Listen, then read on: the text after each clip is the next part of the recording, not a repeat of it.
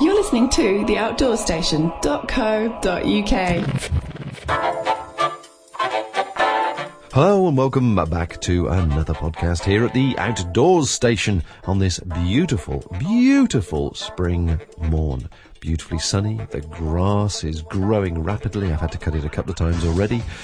The birds are singing, the sun is out, and the world is a much more beautiful place. And all the outdoors people, no matter your interest, I'm sure are getting out and about and enjoying the weather while we've got it. The promise, of course, is that the weather will be good during the year, but we all have experience under our belt, and we know that may not be the case, so we have to make the most of it while we can.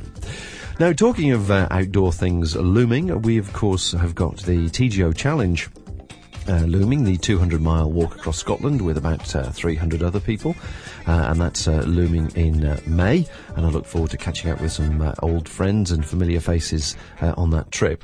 Now, from a podcasting point of view, we're actually going to be recording our trip across, that's Rose and I, but also Andy and Kate will be recording their journey on a slightly different route, and a third person will be joining us, hopefully, recording her trip, and that is Shirl Worrell, P. Wiglet, and obviously the last person I interviewed regarding the GR20. Shirley has become the proud owner of a digital recorder and is currently practicing recording left, right and centre. So if you see Shirley or one of us and you would like to have a chat, please do so. We'd love to hear about your trip and how it's going and the gear and all the usual things we're all into. But if you don't want to have a chat, that's fine, not a problem. But last year was the year of the TV programme, the video of the challenge. This year we're going back to getting a really good podcast coverage, so we'll see exactly how that one pans out. So, looming also this weekend coming is the Backpackers Club AGM up in Derbyshire. If you have a look on the website, backpackersclub.co.uk, you'll see the details. Obviously, this podcast is coming out about a week or so before the event. Which is what are we now? The 20th of April, so it's 27th, I think, on the Saturday. Anyway, I shall be there with the shop, with the backpacking like shop, hopefully servicing lots of people and demonstrating various bits and bobs, along with various other companies, one of which will be the Outdoor Warehouse. Now, Charlie at the Outdoor Warehouse has taken on the Arn packs. I'm not too sure if many people have heard about those, but these are I think they're a New Zealand-based company that make these packs, and they split the weight between the front and the back of the user, so you have a sort of a fair amount of weight balancing, as I believe they say, on the front of the pack as well as the back, on the front of the chest rather.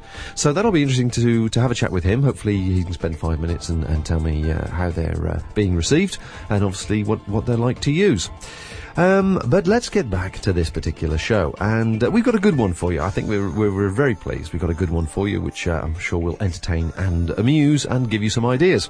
Now, I have a wonderful, exotic interview in a harem, and more of that later. Andy is, as usual, passionate about France, and while we were at the destination show, spoke to somebody who organises or has the company that has the range of boats across France, as well as probably rest of mainland Europe, actually, on the canals, and we find out more interesting information from him, and there's one or two good tips in there as well, which I'll let the interview unfold a bit later on. But first, at the Caravan and Camping Show earlier on in the year, I spoke to Ruth Wembridge from the Ramblers Association and asked her if she'd actually experienced a new range of people visiting the show and perhaps coming to the stand and showing interest in the Ramblers, as of course walking is proving to be one of the most popular pastimes this year. Well, the show is the first time we've actually been to the Camping and Caravanning Show, and we've had a lot of good response actually from people who've been here who are interested in walking and want to find out a bit more about the Ramblers. The Ramblers is a well-known association that's been around for 75 years, and we started out as a campaigning organisation to protect rights of way and to keep footpaths open. And traditionally it's attracted a much older audience, people who've retired, got a bit more time on their hands and to go walking. But we're seeing actually increasing numbers of younger people in their 20s and 30s who are joining the association to go on walks and to meet new people. So the trend that we're seeing for 2009 and beyond is obviously an increasing number of younger people going out walking in the countryside. So it's more of a sort of a social aspect, and also perhaps becoming more aware of their surroundings. But it's interesting that age group is coming through. Do you think that's part and parcel of the involvement in the internet and the fact that the internet helps people become aware of what's around them? Yeah, absolutely. I mean, now more than half of all our new members actually join online through our website, and a lot of our younger groups conduct all of their information and communications through the website and through email. So they send their walking programs out to all their members via email, and obviously the web is a fantastic way to keep things updated and up to the minute should anything change. We have a feature on our website called the Walks Finder, which is ramblers.org.uk/walksfinder, where you can type in your postcode and it will tell you all the local walks that are happening in your area. So this is a fantastic facility, obviously, for the public to find us, but also for members to know which walks are going on when and when they can join in. I think that's probably a very useful feature, because there's going to be a lot of occasions where people are perhaps visiting friends in an area, or they're perhaps having a holiday somewhere. All they need to do is type in where they are, and obviously they will be able to presumably latch on to different age groups as well, isn't it? Yeah, absolutely. The walks on our website are listed by different groups, and also by class of walks, so you can look for a moderate or easy walk or a more strenuous walk, and obviously the distances are listed and whether or not they're suitable for young families with buggies or wheelchairs or dogs as well. And there are groups on our website for people specifically in their 20s and 30s and 40s, so if they're looking for the social side of the walking, then obviously they can find that too. That sounds excellent. Now, changing the subject slightly, the sort of Ramblers, the image one has of Ramblers, as you quite rightly said, when it was first started and so on, is still fairly strong in people's minds. But you've got a very, very bright and cheerful presentation here, and certainly the type of people that are coming through the show that are showing interest in the stand seem to be not what I call atypical Ramblers that one may have the perception of many years ago. Well, how would you describe them? Well, I think that a lot of our younger members, and also people who've shown an interest in the Ramblers recently, are quite often busy young professionals who don't have a lot of time on their hands, but really want to get out of towns and cities on the weekend and visit the countryside and see a bit more of the country, but don't necessarily know how to get there themselves and where to go. So obviously the Ramblers provides a fantastic outlet for people to get out and do stuff with like-minded people, but it's all sort of catered for. They don't have to worry about the map and the compass and all that sort of stuff. So I think it's definitely something people use. Walking is something people use to sort of de-stress, I think, from modern life, to kind of get away from all the technology that they're confronted with in their daily jobs, and the countryside provides a fantastic outlet to sort of get back to nature, I suppose. And particularly at this particular moment in time, obviously there's the cost element as well, and it is relatively inexpensive, isn't it? Absolutely. I mean, if you compare it to, say, something like a gym membership, which can have a monthly cost of £40 or more, the Ramblers membership is very cheap in comparison. It's £27 a year for an individual, £36 for joint, which is two people at the same address, and that's an annual membership which lasts for all year. Well, you've got your publications as well that explain some of the walks and some of the social activities that go on, but I just wanted to make it clear, people don't have to be a sort of a registered Rambler member to just come along a couple of times and see what it's like, do they? That's right. We do invite people to come along and try out a Ramblers walk to see how they like it before they make the decision to join. Obviously all our walks are put on by volunteers. We are a charity, a not-for-profit organisation that does campaigning and charitable work to keep footpaths open and protect rights of way. So we do ask that people do join the organisation if they're going to walk with us on a regular basis, to support the cause and to help us keep those footpaths open for everyone to enjoy. And once again, the Ramblers website with plenty of information is www.ramblers.org.uk, and there's plenty on there for all ages interested in walking and socialising. Now, talking about socialising, Andy, as we all know, does like a touch of France and a little bit of wine and cheese and all the exotic things that goes with it. When we were at the destination show, his attention was dragged across to anything French, and he spoke to Mathieu Glasson. Now, in the UK, when we think about canal holidays, we all think about narrowboats, but across mainland Europe is a superb network of canals. Locaboat operates across Europe in some very, very famous and well-known destinations, as well as some which are quite unusual. Andy first asked Matthew if a Locaboat's operation covered most of mainland Europe. Yeah, it is actually, because we are 450 boats all across Europe, in France obviously, but also in Ireland on the River Shannon, in Germany around Podzine and Berlin, in Holland, Poland, all across, all in Italy around Venice and in the lagoon, and obviously definitely in France, because 70% of our boats are in France, so Canal du Midi, like everybody knows, but also in Brittany, in Burgundy, in Picardy, as well as in Alsace-Lorraine. Okay, now let's talk about France first, because a boat on one of the big Brittany canals or the Canal du Midi offers you really a lot of everything. You know, you move along gently every day, you get off, there's all that great food, there's lots and lots of things to do. They're fantastic holidays. They are actually, because to start with, for your auditor, they are license free, so it's boat from 2 to 12 people, license free, self-driving, self-catering. And when you do this sort of holiday, I guess it's really about quality time, taking time. You haven't got any TV, taking time to spend with your children or with your friends or family, which you don't really do anymore. And because either on the PlayStation, you are watching football, or you do some shopping, and really it's all about being on the river, take your own rhythm, you cruise, and it's very slow, because those boats can't go faster than 3 or 5 knots an hour, so it's very slow. But the concept is not to cruise all the day long, that would be boring. It's really to take your boat, go somewhere, then stop because you just notice a little coffee and you want a glass of local wine.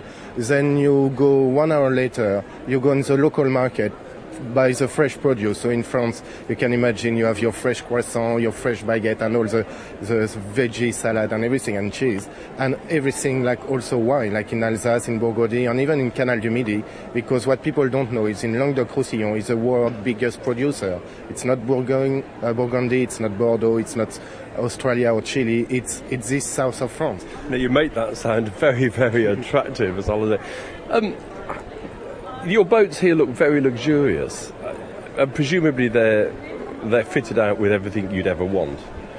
I guess it's what we call a penny-shed. We do design and build them, so we are the only one to have them. So it's a Locaboat penny-shed boat.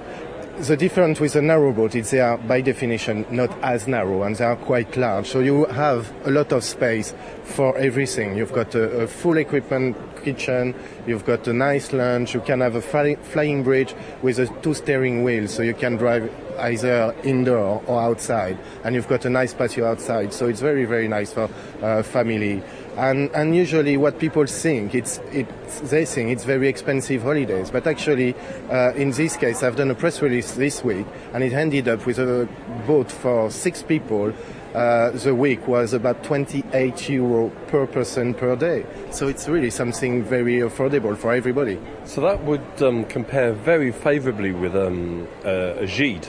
Particularly a lot of gîtes are very basic in quality, aren't they?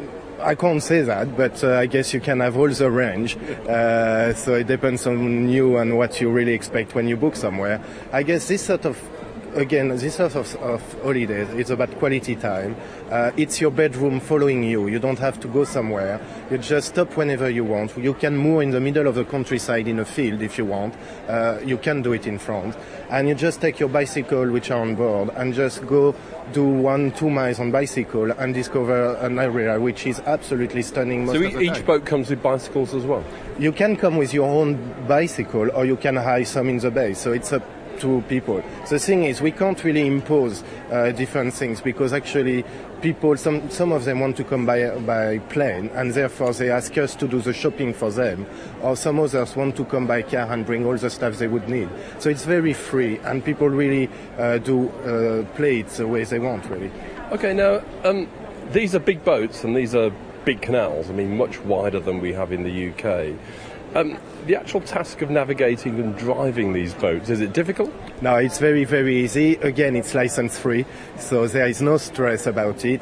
They look big, but all of them are smaller than 15 meters long, because from 15 you need a license. So you wouldn't have a big pénichette like the one you can see in Paris.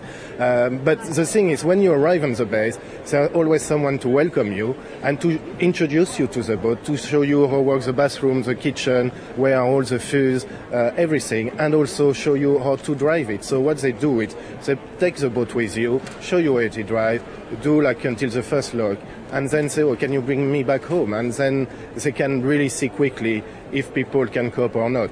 But even a child, or a woman, everybody can really drive them, because it's very, very easy. And again, they are slow, so you can't really take any risk, really.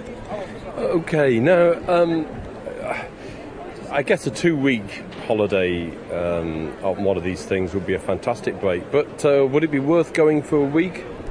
I guess, yeah, a week, I would say, for people who really don't really know if they would like it or not. I would even try with a weekend. You can go from south of England. You can go either by the train or by the shuttle and go to Capri in Picardy, north of France. It's very easy, very quick, and like that you know exactly, you have a first idea of what it is. You can also, because of all the airlines now and all the airports, you can also fly for a weekend. A week is, I would say, the minimum to have enough time to see the countryside, to see the landscape, to see the town and the history. 2 weeks would be obviously better, but everybody can't afford to take 2 weeks all the time. So I would recommend 1 week, maybe trying 1 weekend first. But then when you've got with friends and with family, it's really easy. We've got boat with most of the bedroom en suite. And usually people come with 2 families with their children. There are 6, 8, 10 on the boat, and it's usually very, very good fun. Okay, now we've given France quite a lot of publicity there, but I was struck by some of the other destinations. The Venice Lagoon sounds fantastic, and Poland seems interesting. Is that part of the general opening up of the east of Europe? Because it's a stunning country with some stunning countryside. It is, and it's very lovely. Poland, it's actually our last destination. We just opened it 1 year ago, and it's already a success, because for people who used to do inland water cruise, that's really a country that they never had a chance to go before. So we are the only one so far to do Poland, and it's very successful. I have to say it's not for beginner, because it's not like narrow canal or river. It's mainly lakes. So when you are in the middle of the lakes and you start to have a little bit of wind, some people could be a bit like, oh, what shall I do with this big boat? So it's more for people who have already experiences. They don't need years of experiences. At least if you've done already 1 or 2 cruises, it should be enough to understand how it works, and then to go in this sort of cruise. And the Lagoon of Venice is obviously very lovely. And the big point of it is, obviously you can't go inside the Grand Canal because the boat would be too big, but you can go in front of the Palais des Doges, and more of that, you can even do all the islands around, like Burano, Murano, which are really stunning villages, very colorful, and they are even lovelier when you go either in the morning or in the evening, when all the tourists are not there, because they have to come by Vaporetto or whatever, and then you have the villages for yourself. And usually you drive around the Vaporetto and gondole, and usually people are really like envious. They want to have your boat and to do everything, because you can escape all the crowd and you can discover the same places but without anybody, because they already left. So that is a really lovely way to discover Venice, but also the lagoon around. And for those people that don't like the blistering heat of a European summer, you've got Ireland and the Shannon. That must be a lovely, lovely holiday as well. Oh, that is one of the masterpieces, obviously. The Shannon is known worldwide, and it's very, very nice and enjoyable. Fantastic hospitality. They are fantastic. You've got the pub near the river, you've got a fantastic landscape, a lot of history. Always remember that it's, as I say, quality time, but it's also a really different way to discover an area. All the history, all the landscape, all the local produce, and to really meet the people, which you don't do when you stay in a resort and in an hotel. So it's really a fantastic way to discover it. So you can do either the Shannon, and we've got a base in Ballinamore, so at the north of the Shannon, which is really brilliant. And you can also go to Holland. You can do a city break, because you can go inside Berlin. Well, you need a license for Berlin, but you can go and discover Amsterdam. You can discover on a city break on a boat. large. Yeah. What a fantastic way of exploring the city. It is different, and nobody thinks about it. So it's why I had to communicate a bit about it, because actually it's your hotel room following you, and it's really enjoyable because you can move, you can do everything with your boat, and don't have to rent a taxi or do whatever you need. You just discover it. So you've got all the countryside before and after, and the city centre in the middle. That's a really good way to discover a town too. Okay, well, it's fascinating. Anybody that wants to learn more about Locaboat holidays, I guess you're on the web? Yeah, we are on the web, so it's www.locaboat.com, LOCABOAT. Well, Matthew, thanks very much. The stand's getting quite busy. I'll leave you to get back to your customers. Both Andy and I thought that final part of the interview was the most interesting, the fact that you could actually rent these boats for weekends or long weekends rather than the traditional week-long holidays. And that would be quite fun, wouldn't it, to visit Paris or Amsterdam and actually have a boat to yourself for the weekend, a different sort of accommodation, and I'm sure you'd see a whole new side of the cities and obviously any of the major destinations. So the website again is www.locaboat.com.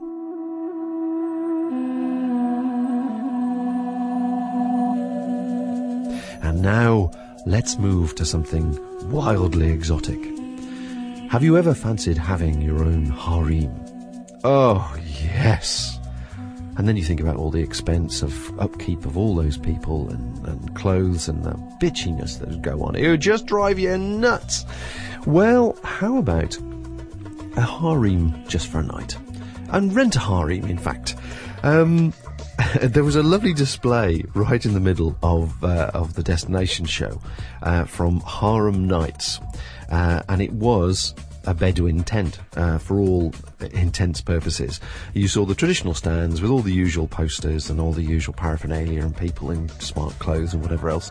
And then right in the middle, there was a harem. And naturally, just as Andy's drawn to wine, in France, I'm drawn to such exotic things. So I spoke to Orit Adari about the business of Harem Nights and how it instantly transports you into exotic places a world away from a wet, boring Midlands trade fair. What a lovely display you've got here. Tell me all about Harem Nights. Thank you very much. Yeah, we have our company for the last 3 to 4 years, and we specialize in themed events. So we come into people's houses or the venue that they hire, and we change it completely to look like a bedroom tent. And we change the atmosphere, and we change the way the place look like. Well, I'm certainly fascinated here. Here we are at the NEC, and we're on a traditional stand. And if you could blink for a second, you would be transported completely to another world. I mean, you've got all the ornaments, all the curtains, all the drapes, everything. Yeah, that's exactly what we're doing. We change the atmosphere. We bring the atmosphere into the event. So we change it to look like a Bedouin tent, to have the Bedouin tent feel. And, when people come into the place, they're just amazed because everything look completely, very luxurious, very... It's very sensual, isn't it? If the whole thing's that all the senses are reached. Because you not only do you do the decor, I understand you also do food and you do entertainment as well?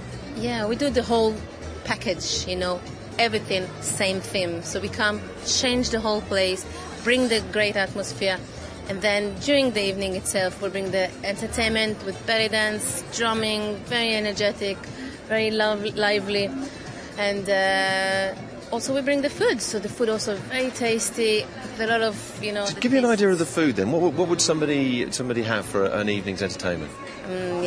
So the food is vegan, but the dishes are the original dishes. So the tagine is tagine, and the couscous is couscous with the couscous soup on top, and the fish. It's not a real fish, but it looks like fish. Has the same kind of skin of the fish and the texture of the fish, and we use all the sauces as the original sauces. So it's just it's very.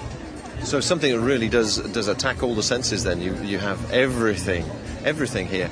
Now, give me an idea with, I was just talking to your assistant and she was saying you do everything from a small sort of marquee to much larger events. How small a number would be, can you cater for? Well, we can cater, as you said, every size, but maybe the smallest one will be kind of 10 to 15 people, something like that.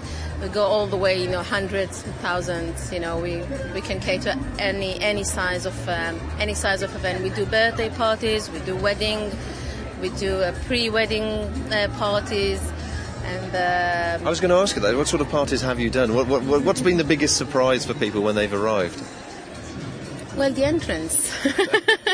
Well, people coming into the tents, most of the time, they don't know that it's actually going to be like that. So when they're going in, there is this, it's amazing when people come in and say, wow, what happened here, kind of, and stuff like that. Even if it's, especially if it's in people's houses and stuff like that, they just can't believe how the place looks completely different.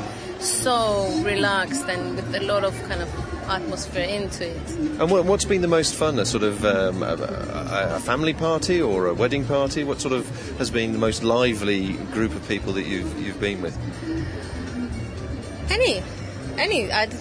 But, when we come in, when we're doing a wedding and people kind of expecting kind of a regular wedding, and then suddenly they open the marquee and they kind of, oh wow, low sitting, so relaxed, so much cushions and stuff like that.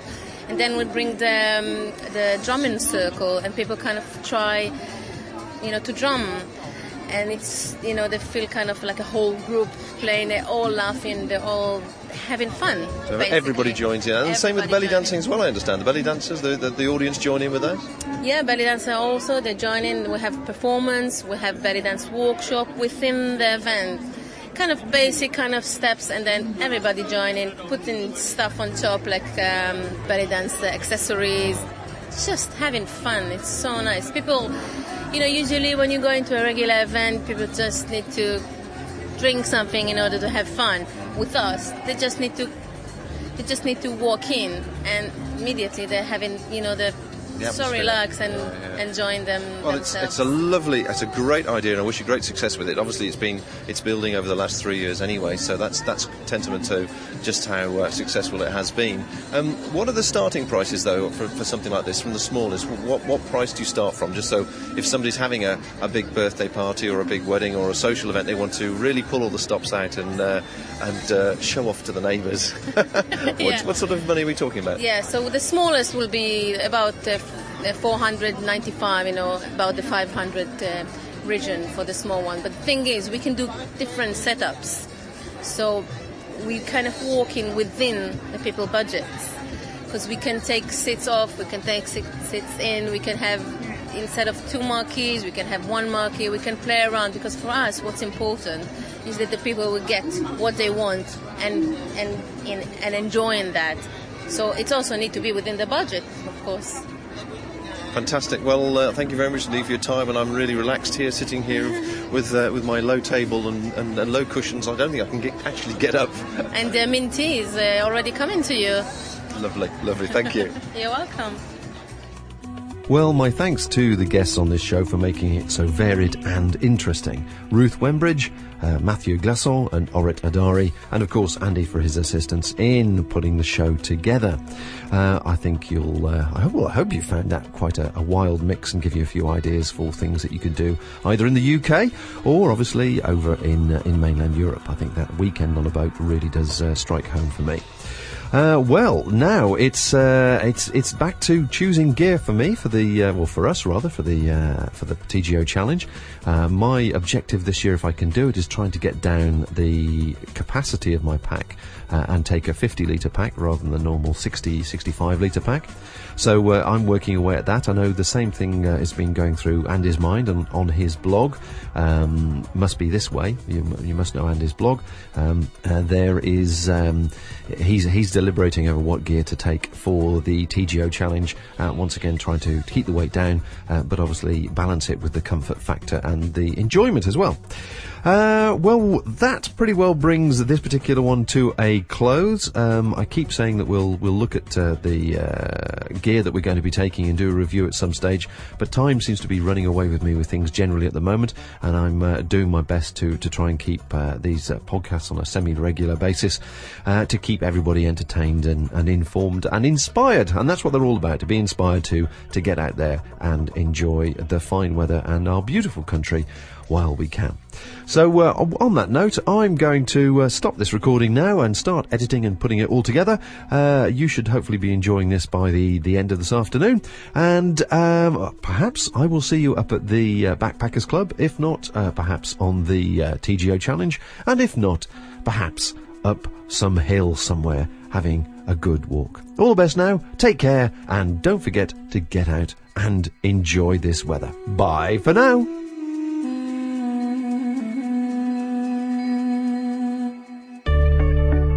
This independent programme has been brought to you by theoutdoorsStation.co.uk.